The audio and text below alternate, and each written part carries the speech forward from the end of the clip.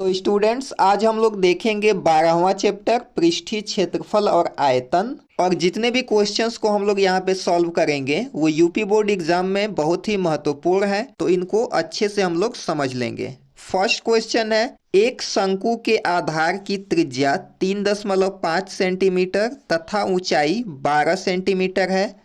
शंकु की तिर्यक ऊंचाई ज्ञात कीजिए।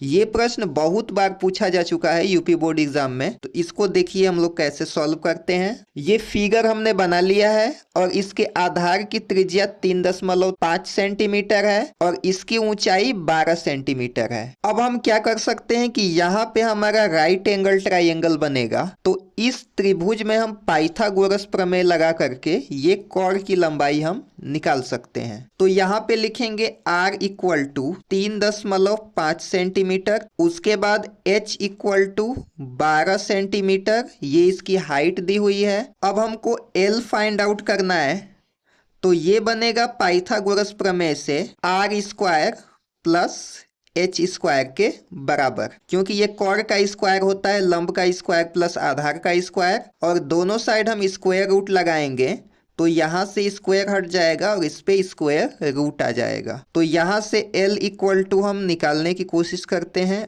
R स्क्वायर मतलब कि 3.5 का स्क्वायर प्लस 12 का स्क्वायर। अब इसको और सॉल्व करेंगे तो यहाँ से 3.5 का स्क्वायर होता है 12.25 प्लस 12 का स्क्वायर होता है 144। अब दोनों को जैसे ही हम ऐड करेंगे तो हमको मिलेगा 156.25 और 156.25 का वर्गमूल होता है 12। यहाँ पे रूट नहीं लगाना चाहिए था, इसको हम बाद में व्हाइटनर लगा लेंगे। इसके बाद L का मान हमको मिलेगा 12.5 सेंटीमीटर। ये रूट नहीं है, ये केवल 12.5 सेंटीमीटर है। ये हमारा आंसर हो जाएगा। अगला प्रश्न है कि एक ठोस खिलौना एक अर्धगोले के आकार का है जिस पर एक लंबवृत्तीय शंकु आरोपित है। इस शंकु की ऊंचाई 2 सेंटीमीटर है और आधार का व्यास 4 सेंटीमीटर है।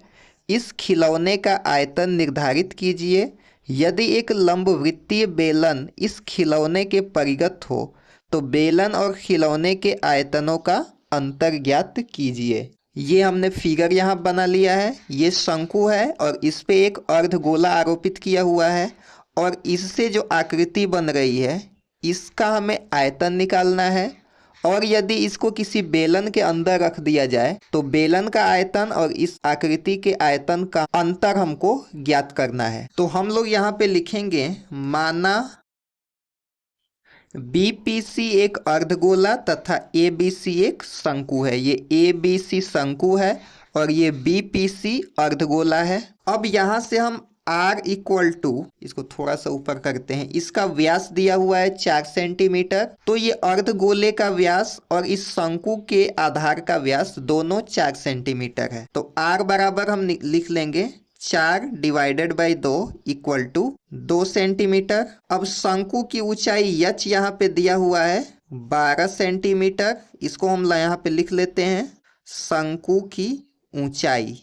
ये 12 नहीं है, ये 2 सेंटीमीटर लिखा हुआ है। शंकु की ऊंचाई है 2 सेंटीमीटर, यहाँ पे 2 लिखा हुआ है। अब हमको निकालना है खिलौने का आयतन। तो खिलौने का आयतन निकालने के लिए सबसे पहले इस शंकु का आयतन निकालेंगे और इस अर्धगोले का आयतन निकाल के दोनों को ऐड कर देंगे। तो यहाँ पे अर्धगोले का आयतन होता है 2/3 पाई r क्यूब प्लस इस शंकु का आयतन होता है 1/3 पाई r स्क्वायर h। अब यहाँ से हम इसका मान रख लेते हैं। पाई का मान हमको रखना है 3.14, यहाँ प्रश्न में लिखा हुआ है।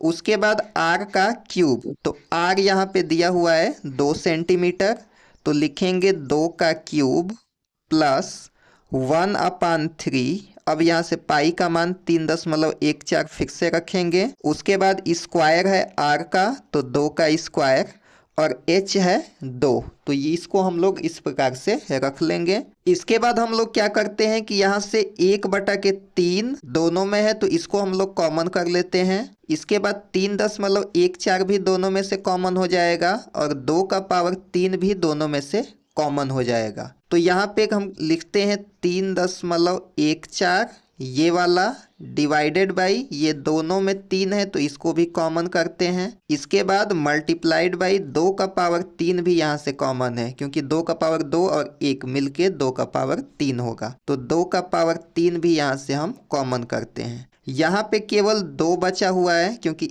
3.14 यहाँ से कॉमन है, 2⁻3 भी कॉमन है तो यहाँ पे सिर्फ 2 बचेगा। अब यहाँ से 1/3 भी यहाँ पे कॉमन है, 2⁻3 भी यहाँ से कॉमन है और 3.14 भी कॉमन है तो प्लस में बचेगा 1।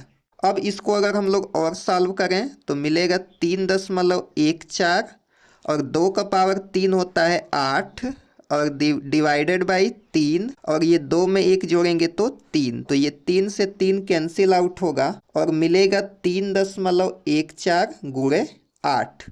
और 3.14 का जब हम 8 में मल्टीप्लाई करते हैं तो हमको मिलता है 25.12 और इसका मात्रक होगा सेंटीमीटर क्यूब। तो पहला आंसर हमारा ये हो गया इस खिलौने का आयतन। अब इसके बाद इसके दूसरे पार्ट को हल करते हैं। अब पुनः हम मानेंगे कि माना EFGH दिए गए खिलौने के परिगत है। ये EFGH एक बेलन है जो इस खिलौने के परिगत है। तो यहाँ से बेलन की त्रिज्या भी 2 सेंटीमीटर होगा।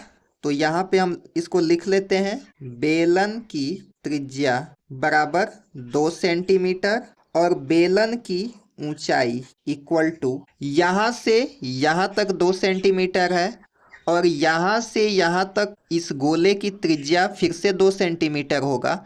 तो दोनों को ऐड करेंगे 4 सेंटीमीटर। तो बेलन की ऊंचाई 4 सेंटीमीटर है। तो अब इसका आयतन ज्ञात कर लेते हैं। बेलन का आयतन होता है πr² h।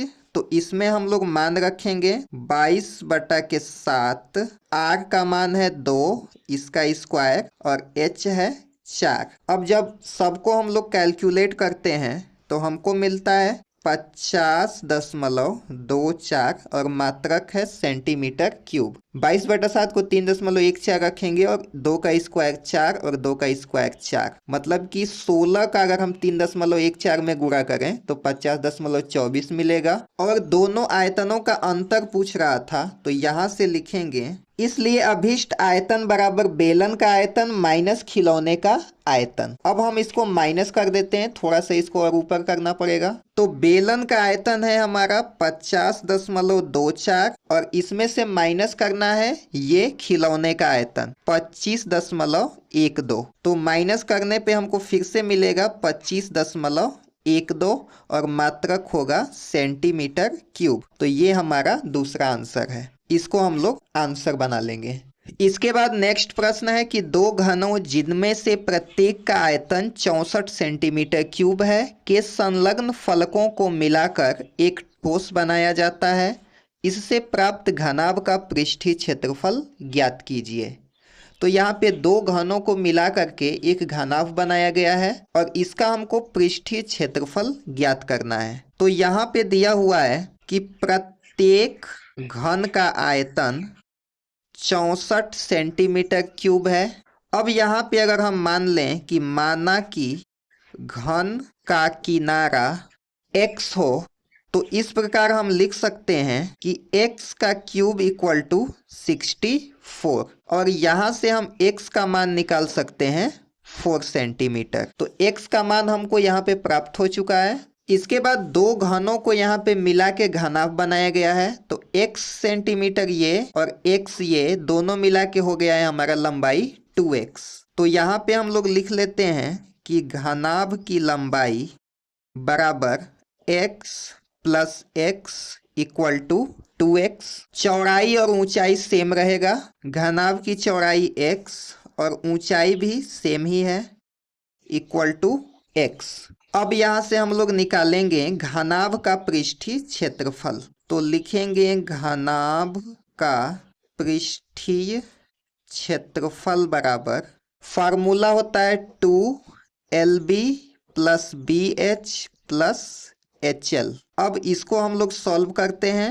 2 टाइम्स लेंथ और ब्रीड्थ, 2 टाइम्स ये L लंबाई है तो लंबाई यहाँ पे 2x है तो इसको लिखेंगे 2x इंटू ये चौड़ाई है x प्लस, अब ये चौड़ाई x प्लस ऊंचाई है हमारा x, ये इंटू में है, ये बीच में इंटू है तो इसको इंटू लिखेंगे प्लस h। अब लंबाई फिर से है हमारा 2x और इंटू l, ये l जो है पहले हमने l को लिख दिया है, ये l है हमारा लंबाई 2x, इसको बाद में लिखना चाहिए था लेकिन कोई बात नहीं, हम लिख सकते हैं।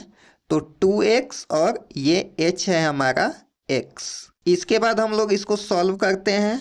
ये 2x का x में मल्टीप्लाई होगा तो बनेगा 2x स्क्वायर प्लस x का x में होगा तो x स्क्वायर, और 2x का x में मल्टीप्लाई करेंगे तो फिर से बनेगा 2x square equal to 2 times, सबको ऐड करेंगे 2 2 4 और 1 5, बनेगा 5x स्क्वायर, और 2 का 5 में गुणा करेंगे तो मिलेगा हमको 10x स्क्वायर। अब यहाँ पे लिखेंगे कि x का मान रखने पर, x का मान हम रखेंगे, x का मान यहाँ पे 4 दिया हुआ है तो ये हमको मिलेगा घनाभ का पृष्ठीय क्षेत्रफल 10 और x का स्क्वायर मतलब कि 4 का स्क्वायर, तो 4 का स्क्वायर होगा 16 और 16 का 10 में मल्टीप्लाई करेंगे तो होगा 160 और मात्रक होगा सेंटीमीटर स्क्वायर। ये हमारा आंसर हो जाएगा।